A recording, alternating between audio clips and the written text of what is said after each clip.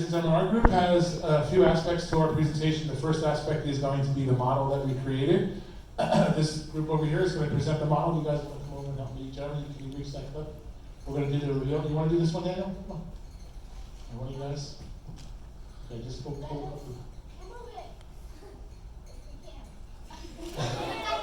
Oh, we lost a couple things. I thought that might happen. Okay.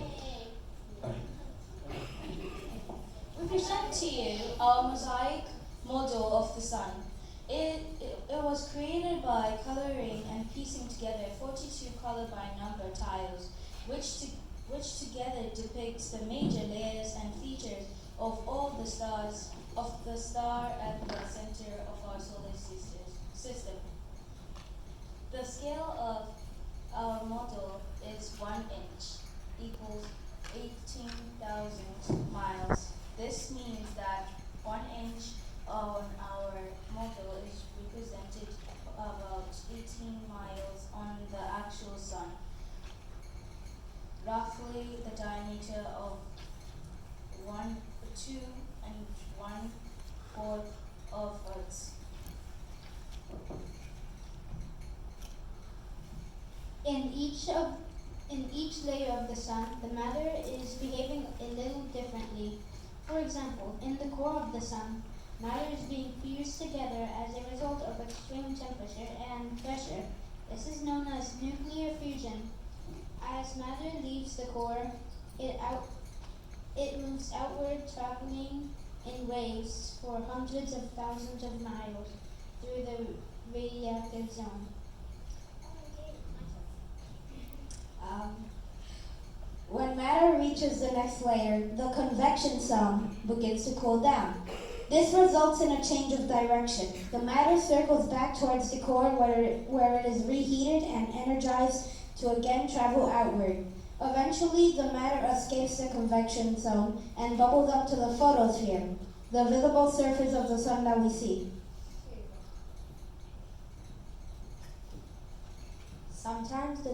Sometimes dark blotches will appear on the sun's surface. These sunspots are areas where the matter has a lower temperature than the matter around it, and so it appears less bright. One layer, the chromosphere, appears as bright pink halo around the sun's surface. It does not appear on our model because this layer can only be seen during a solar eclipse.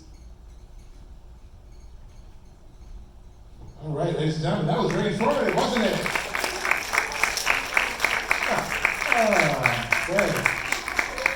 Very good. All right, our 4 presenters are going to head over there and join up with the rest of the audience. This is our fake audience. You guys are the real audience. That's our fake audience over there. The reason we have a fake audience, not that we don't trust you all to be a good audience, but we need a fake audience because we're presenting to you an episode of a game show called Stardate. And we're going to turn things over to Miss Nadia, who is the host of Stardate.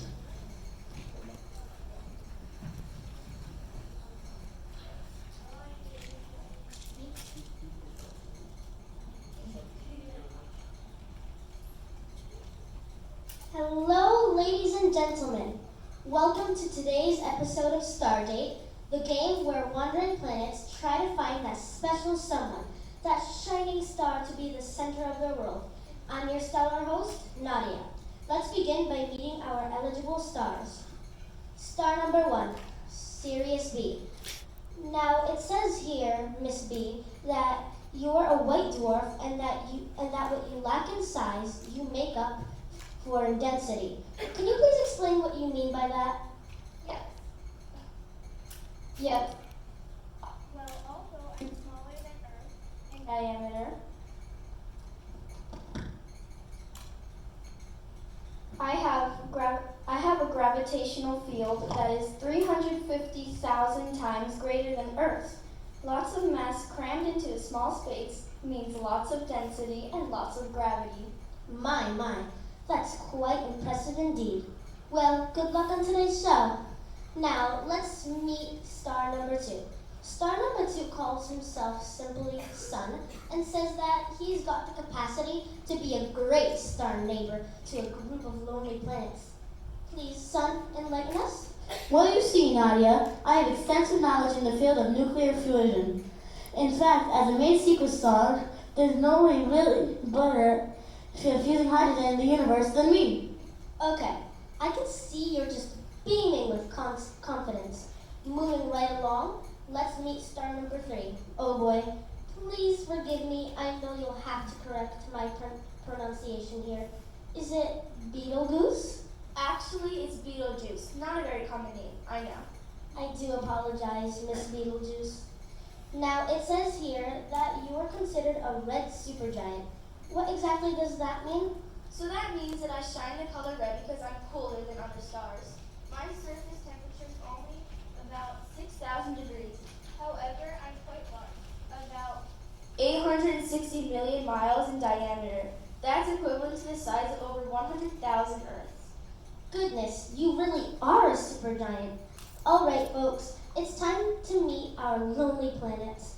I'm going to let them introduce themselves and then start right away with their questions. Hi, I'm Planet Planner. Hello, my name is Planet Sophia. Hi, I'm Planet Isabel. Hi, I'm Planet 4, or Planet Sophie, whatever you want to call me. Hello, I'm Planet Katya, the best planet. Terrific. Now that we know everyone, let's begin with some questions. Yes, I'd like to begin with a question for Beetlejuice. What do you think is your greatest weakness as a candidate for the center of our solar system?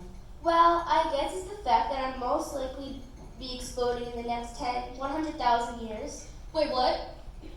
Yes. You see, as a red supergiant, I'm quite old. I've run out of hydrogen to fuse, and I had to resort to fusing other heavier elements.